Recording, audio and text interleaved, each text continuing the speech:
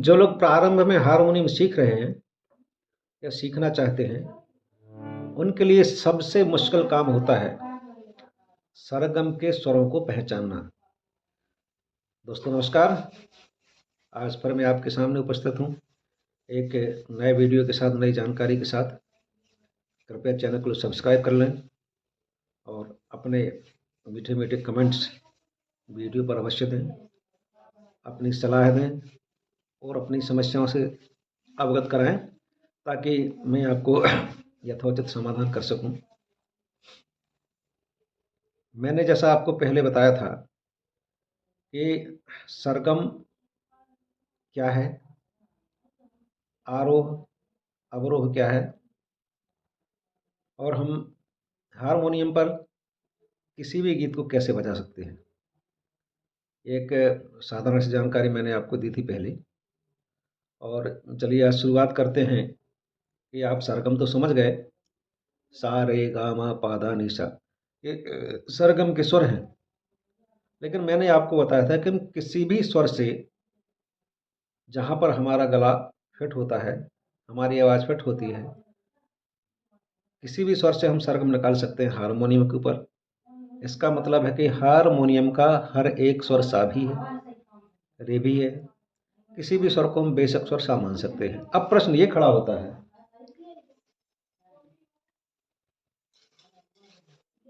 कि हमने जिस स्वर को सा माना है, इसके बाद जो सरगम के स्वर हैं उन्हें हम कैसे पहचानें। तो आज मैं आपको एक बहुत ही सरल फार्मूला बताने जा रहा हूँ। उस फार्मूले को आप आसानी से समझ भी सकते हैं, और अगर फार्मूले को समझ गए तो आपको सरगम के स्वरों को पहचानने में किसी भी प्रकार की कठिनाई का सामना नहीं करना पड़ेगा। फार्मूला एक नहीं बल्कि मैं दो फार्मूला आपको बताने जा रहा हूँ।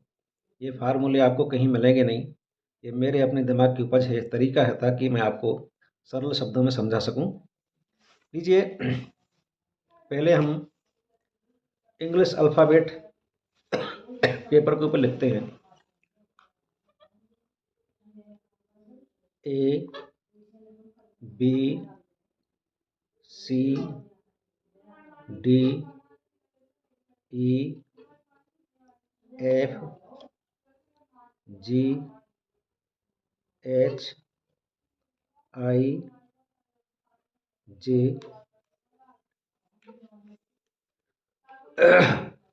इसके बाद क्या करेंगे, ए को छोड़कर बी को हम क्रॉस कर देते हैं, काट देते हैं। सी को छोड़कर डी को काट देते हैं। ई के बाद एफ को रहने देते हैं, फिर जी को काट देंगे, और एच को रहने देंगे, आई को काट देंगे, फिर जे के बाद के, फिर एल, फिर एम। जे के बाद के को काट देंगे। अब हमारे पास 1 2 3 4 5 6 7 8 ये 4 अल्फ़ाबेट रह जाते हैं। A C E F H J L और एम। अब हमें इसको समझना है कि ये क्या है।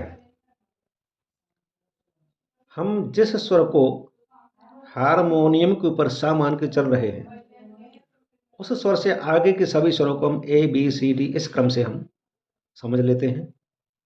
मान लीजिए कि ये स्वर हमने सा माना है। अब ये होगा ए, ये बी, ये C, D E F G H I J K L M. अब इस फार्मूले का समझिए, सा के बाद अगला स्वर रे होता है, बीच में हमें एक स्वर को छोड़ना पड़ता है। कहने का सही है कि ये अगर ए है तो हमको बी को छोड़ के सी को लेना है। तो ए सी, फिर एक स्वर छोड़ के अगला जो स्वर है वो हमारा गा होगा। तो ये हो गया ई, ए बी सी डी ई। इस तरह से ई के बाद जो नेक्स्ट स्वर है एफ, ये मा हो जाता है। एक स्वर छोड़ के पा हो गया, फिर एक स्वर छोड़ के ये धा हो गया, फिर एक स्वर छोड़ के ये नी हो गया, और फिर इसके तत्काल बाद ये सा हो गया। तो ABCDEFGHIJKLM, जब आप इसको इस तरीके से मिलान करेंगे तो ये जो हमारे 8 स्वर हैं ये बिल्कुल इसी सीक्वेंस में आपको मिलेंगे। तो आप चाहें तो लिख सकते हैं ए के नीचे सा, सी के नीचे रे, ई के नीचे गा, एफ के नीचे मा, एच के नीचे पा, जे के नीचे धा, एल के नीचे नी और एम के नीचे तार सप्तक का सा। ये हमारी सरगम बन गई।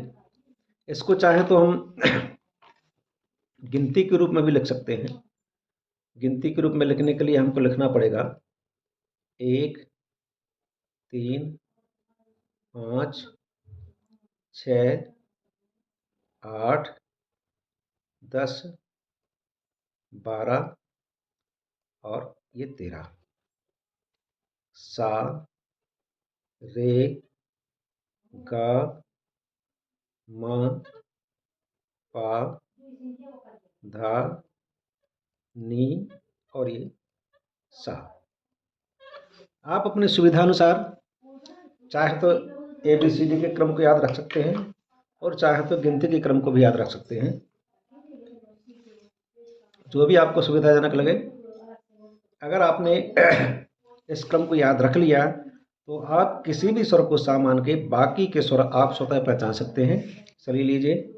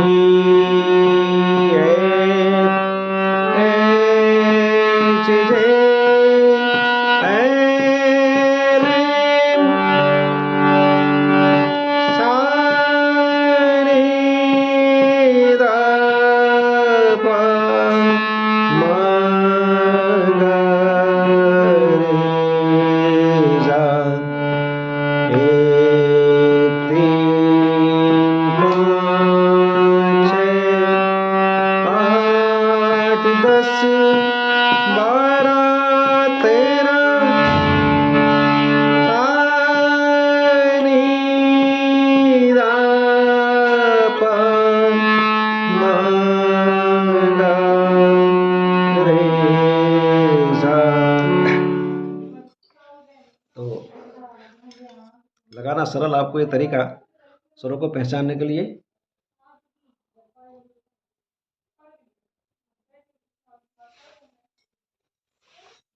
आप चाहें तो इसको बार बार लिख करके याद कर सकते हैं, इंग्लिश अल्फ़ाबेट अथवा ये गिनती, और आप किसी भी स्वर को सा मानेंगे आपको बाकी के स्वर अपने आप समझ में आ जाएंगे।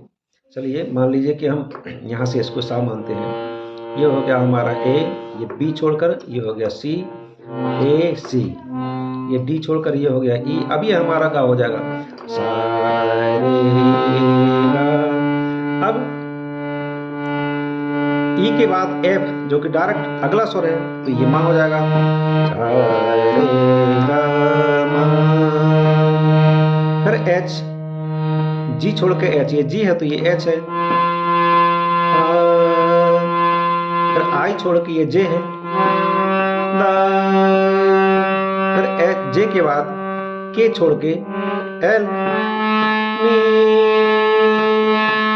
और एल के तत्काल बाद एम।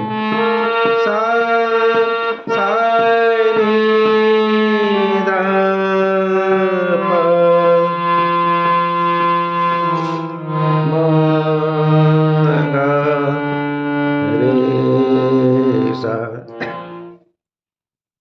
एक बार और आपको याद दिला दूं, जब हम सा से ऊपर की ओर बढ़ते हैं उसको बोलते हैं आरोह, और जब पुनः उन्हीं स्वरों पर ऊपर से नीचे की ओर बोलते हैं उसको बोलते हैं अवरोह। तो आज के वीडियो में आपको इतनी ही जानकारी। उम्मीद है कि आपको ये जानकारी बहुत पसंद आएगी और इससे आप ज़रूर लाभान्वित होंगे। अगले वीडियो में इसके आगे की जानकारी मैं आपको दूंगा। अब आप इन स्वरों को पहचान करके बार बार हारमोनियम पर उन्हीं स्वरों को प्ले करने की कोशिश करें और अपने गले को उन स्वरों पर मिलाने की कोशिश करें, ताकि आपका गला उन स्वरों पर मिल सके और आप उन स्वरों को पहचान सकें। ये कोशिश आपको बार बार करना है।